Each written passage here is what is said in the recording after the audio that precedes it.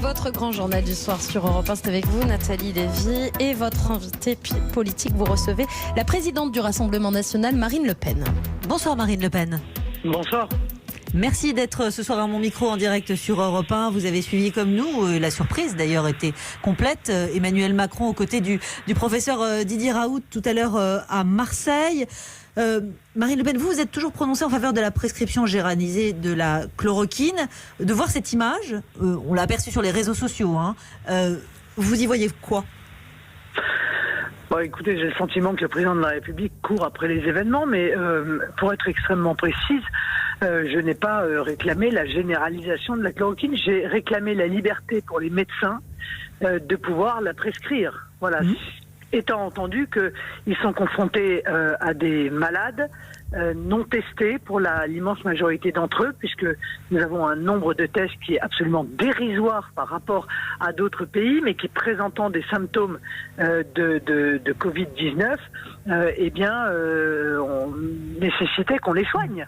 Et il m'apparaissait que des médecins de ville qui ont fait 10 ans d'études, qui connaissent bien les deux molécules dont on parle, l'hydroxychloroquine et l'azithromycine, pouvaient très bien faire leur travail et respecter leur serment, c'est-à-dire soigner les gens alors qu'il n'y avait aucun autre traitement à disposition contre le Covid-19.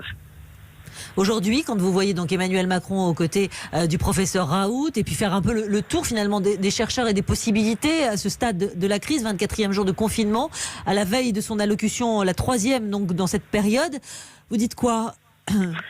Il s'accroche à toutes les possibilités, c'est de l'errance ?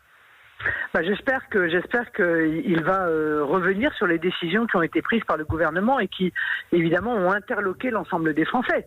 La décision consistant à interdire aux médecins l'usage d'un médicament dont pourtant ils avaient l'usage depuis près de 60 ans, la décision de réserver cette association de médicaments aux hôpitaux pour les cas graves, alors que manifestement, ça n'est pas l'indication qui était préconisé par le professeur Raoult.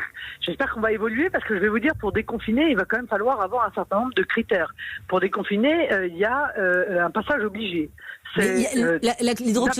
L'hydroxychloroquine est utilisée dans les hôpitaux. Vous avez entendu le ministre de la Santé, Olivier Véran, depuis 8 jours maintenant. C'est utilisé de toute façon. Oui, mais madame, c'est utilisé pour les cas graves. Absolument. Car il n'y a que les cas graves qui sont pris en charge à l'hôpital. Or, le professeur Raoult explique que si cette association de deux médicaments est utile, elle est utile en tout début de symptômes. Car au moment où la situation s'aggrave pour les patients, alors il est trop tard. Leur niveau, leur taux de virus en réalité dans l'organisme a d'ailleurs totalement baissé à partir du moment où la situation est grave. C'est là où on ne comprend pas la décision du gouvernement. Mais aujourd'hui, le gouvernement s'appuie sur le conseil scientifique qui est à ses côtés depuis le début de cette crise et même un petit peu avant. Ce conseil scientifique, aujourd'hui, vous lui accordez quel crédit, Marine Le Pen ? Pas énormément, je vous cache pas, puisque on a quand même eu droit sur les conseils du conseil scientifique, sur les conseils de ce conseil scientifique, conseil effectué au gouvernement, à tout, ratatou et le contraire de tout. Voilà, sur l'intégralité des sujets, sur les masques, sur les tests, sur la prise en charge par l'hôpital, sur le rôle des médecins de ville, aujourd'hui, peut-être et même peut-être demain, sur le traitement. Le problème, c'est mais comment faire autrement, Marine Le Pen ? On est dans un événement totalement inédit, ubuesque, une crise comme aucune nation n'a jamais connue avant nous, si ce n'est évidemment la Chine, dans les 2 mois qui ont précédé l'arrivée en France. Mais comment faire face à une situation aussi extrême ? Comment vous auriez fait, vous ? Mais madame, pardon. Il y a des tas de gens qui réfléchissent pendant des années et qui créent des rapports extrêmement intéressants sur ce qu'on appelle les situations de crise sanitaire. Tout cela, normalement, est prévu. Il doit y avoir des dizaines de rapports qui doivent dormir dans les tiroirs du gouvernement parce que toutes ces situations de crise sanitaire mondiale ont évidemment été imaginées par un certain nombre de personnes, réfléchies pour pouvoir précisément les anticiper. Or, on a le sentiment qu'on navigue à vue depuis le début de cette crise. Alors, qu'auriez-vous fait, vous, Marine Le Pen, si vous aviez été au pouvoir ? Alors madame, moi, j'aurais d'abord fermé les frontières. Tout de suite, pour empêcher les gens qui venaient des régions qui étaient contaminées de pouvoir arriver sur notre territoire et continuer cette contamination. Pour ceux dont je ne pouvais pas empêcher la venue, je les aurais confinés durant une quarantaine de jours, parce que je crois qu'en réalité la quarantaine est extrêmement plus utile que la quatorzaine, comme on dit. J'aurais massivement investi tout de suite dans des tests pour tester tout le monde. Il fallait tester tout le monde. J'aurais permis aux médecins de soigner avec le seul traitement qu'on avait à disposition à l'époque, c'est-à-dire cette association. Ça fonctionne, tant mieux. Ça fonctionne pas, de toute façon, on n'a absolument rien d'autre. Et j'aurais multiplié, évidemment, les réorientations d'entreprises pour pouvoir fabriquer des masques et être autosuffisants. Parce qu'encore une fois, si nous sommes arrivés dans une situation de confinement total telle que nous la vivons et qui va avoir des conséquences économiques dramatiques, c'est parce qu'on a quand même raté la première phase qui est la phase de l'endiguement qu'ont réussi d'autres pays. Marine Le Pen, aujourd'hui, il y a quand même des pays qui ne sont pas touchés alors qu'ils n'ont pas fermé, ils n'ont pas mis de contrôle aux frontières. Les tests, on voit bien la difficulté pour en obtenir. Il va y avoir peut-être... Madame, excusez-moi, vous me dites, on voit bien la difficulté pour en obtenir. Non, moi ce que je vois, c'est qu'il y a des pays qui testent massivement leur population et que nous ne le faisons pas. Et pour l'instant, on ne... Et alors comment vous l'expliquez, Marine Le Pen ? Et madame, pourquoi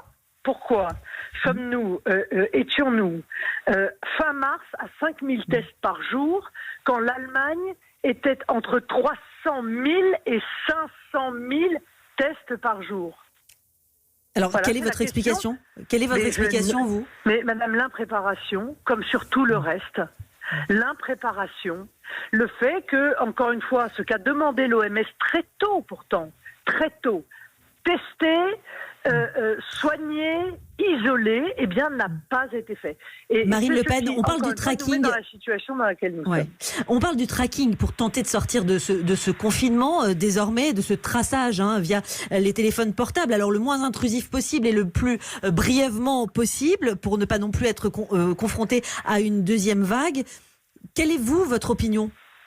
Mon opinion, c'est qu'on cherche à détourner l'attention des gens du problème majeur. Aujourd'hui, nous n'avons même pas encore de masques pour nos soignants. Ça, c'est la réalité de ce que nous vivons. Or, il ne peut pas y avoir de déconfinement réussi sans des tests massifs et sans massivement la mise à disposition de masques.